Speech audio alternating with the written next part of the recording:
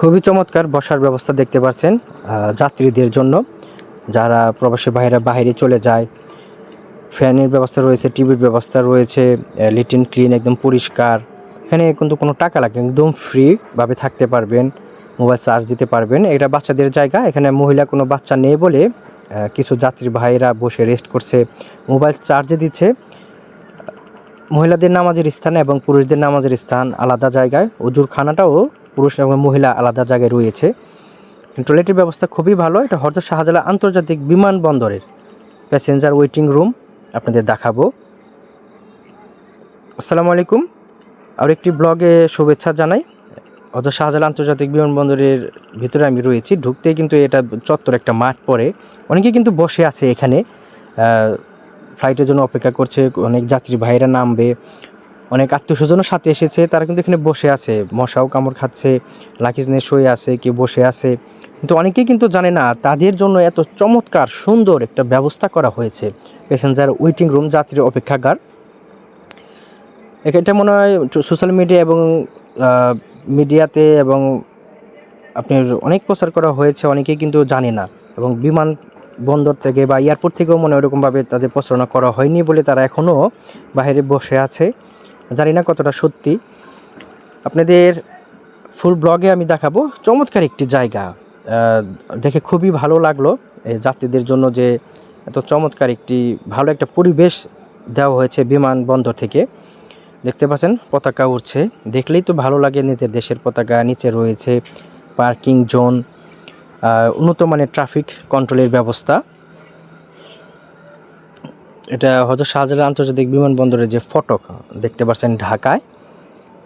চলেন যাই, আপনাদের নিয়ে যাই সেই কাঙ্ক্ষিত জায়গায়। আমি এখন রয়েছি সেই জায়গায় যেখানে আপনাদের আমি কথা বলছি, আমি আপনাদের এখন নিয়ে যাব। অনেক ছবি রয়েছে, কিছু প্যাসেঞ্জার ভাই এখানে বসে আছে। আমরা এখন ভিতরে প্রবেশ করব এবং ঢুকবো এবং আপনাদেরও দেখাবো, আমিও দেখব প্যাসেঞ্জার ওয়েটিং রুম, যাত্রীর অপেক্ষাগার। চলেন ভিতরে যাই, দেখে আসি কেমন। কিছু সাইন দেখতে পাচ্ছেন লেখা, এগুলো দেখে চলবেন এবং আপনার লাগেজ মালামাল নিজ দায়িত্বে রাখবেন। হারালে কিন্তু তারা দায়ী নয়, ভিতরে যারা রয়েছে কর্মকর্তা। একজন প্যাসেঞ্জার ভাই দেখতে পাচ্ছেন ঢুকছে ভিতরে।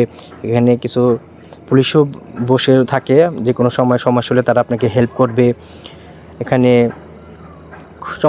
ফ্যানের ব্যবস্থা করা হয়েছে, ভালো টয়লেটের ব্যবস্থা, নামাজের ব্যবস্থা করা হয়েছে, বাচ্চাদের দুধ খাওয়ানোর জন্য যে ব্যবস্থা সেটাও করা হয়েছে, বাচ্চাদের খেলার আলাদা জোন রয়েছে, সেই ব্যবস্থা এখানে করা হয়েছে। দেখে খুবই ভালো লাগলো। আগে একটা সময় মানুষ রোদে দাঁড়িয়ে থাকতো, বৃষ্টিতে ভিজতো, তার আত্মীয় স্বজন বন্ধু বান্ধবদের বিদায় দিত।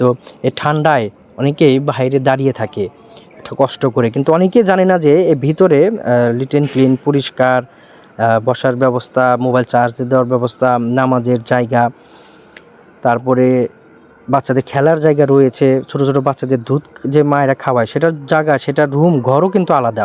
এখানে মহিলা বা ছোটো বাচ্চা নেই বলে এখানে কিছু যাত্রীর ভাই শুয়ে আছে, অপেক্ষা করছে, ফ্লাইট হবে তখন চলে যাবে।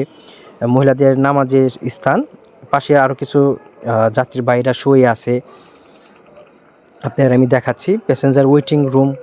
খুবই চমৎকার একটা পরিকল্পনা, ভালো লাগলো দেখে।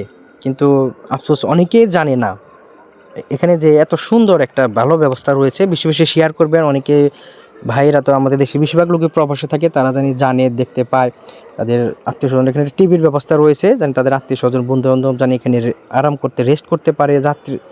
যাত্রীর ভাইও জানি রেস্ট করতে পারে যখন ফ্লাইটে অনেকে দেরি হয়। এখানে স্ক্রিন রয়েছে, টিভি স্ক্রিন, কখন কোনটা ফ্লাইট, কখন বিমান ছাড়বে নামবে এটা দেখাচ্ছে। এখানে আবার কী কী বিমানে নিতে পারবেন কি পারবেন না সেটাও এখানে দেখাচ্ছে। খুবই চমৎকার ব্যবস্থা দেখতে পাচ্ছেন। আর এখানে জায়গায় জায়গায় ডাস্টবিন রয়েছে, সেই ডাস্টবিনে ময়লা ফেলবেন। আর সোজা গেলেই কিন্তু সেই ক্যান্টিনটা আপনাদের আমি পরে দেখাবো। আশেপাশে পরিবেশটা আপনাদের দেখাচ্ছি। এটা নামাজের স্থান, চলেন নামাজের স্থানটাও দেখে আসি। এটা পুরুষ মানুষদের নামাজের স্থান। তো এখানে অনেক কিছু বোতল পড়ে আছে, যারা এখানে রেস্ট করে নামাজ পড়ে শুয়ে থাকে, অনেকে পানি খেয়ে বোতলটা যেখানে সেখানে রেখে চলে যায়। এটা আসলে ঠিক নয়, এটা আমাদেরই ঠিকঠাক করে রাখতে হবে। এখানে বিভিন্ন রকমের ছবি রয়েছে, গ্রাম বাংলার বিভিন্ন ট্যুরিস্ট পয়েন্টের ছবি রয়েছে, বাংলাদেশের ঐতিহ্য ছবি রয়েছে। অনেক ট্যুরিস্ট ভাইরা, বিদেশি পর্যটক এসেও কিন্তু এসব জায়গায় ঘুরতে যায়। খুবই ভালো লাগলো। আর এয়ারপোর্টে এসেছি, আমার খালাতো ভাই যেহেতু জাহাজে চাকরি করে সে চলে গিয়েছে, তাকে বিদায় দেওয়ার জন্যই আমরা এয়ারপোর্টে আসছি। এবং সেই সময় এখানে নেমে এবং কিছু খাওয়া দাওয়া করি এবং আপনাদের ক্যামেরা বন্দি করি এবং আপনাদেরও দেখাচ্ছি, আমিও দেখছি। চলেন আমি ভিতরে যাই, ক্যান্টিনটা দেখে আসি। এবং ক্যান্টিনের ভিতরে কিন্তু খাবারের দাম বাইরের দোকান থেকে অনেকটাই কম। আমি এখন সেই ক্যান্টিনের ভিতরে প্রবেশ করছি। ঢুকতে বিভিন্ন রকম জিভে জল আসার মতো খাবার। আমি যদি বলি বাইরে চিকেন শর্মার দাম কিন্তু 120 টাকা করে, এখানে 90 টাকা করে। তারপর রয়েছে বিভিন্ন রোল, এখানে 50 টাকা 40 টাকা করে। কোল্ড ড্রিঙ্কসের দামও কম। এখানে এক একজনের জন্য খাবারের বসার ব্যবস্থা আলাদাভাবে। এখানে কফির দামও কিন্তু আপনি 20 টাকা করে, বাইরে কিন্তু 40 টাকা করে দাম।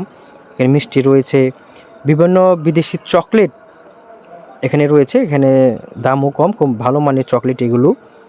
এই যে দেখতে পাচ্ছেন যে ফ্লোর, এখানে এসির ব্যবস্থা রয়েছে। এখানে বসে যার যার টেবিল রয়েছে আলাদা করে খেতে পারবেন। এইখানেই কিন্তু মহিলাদের বাচ্চাদের দুধ খাওয়ার জন্য আলাদা ঘর রয়েছে, গরম পানির ব্যবস্থা রয়েছে। আর ময়লাগুলো অবশ্যই দায়িত্ব নিয়ে ডাস্টবিনেই ফেলবেন। ছোটো করে আমার এই ব্লগে আপনাদের প্যাসেঞ্জার ওয়েটিং রুমটি দেখালাম।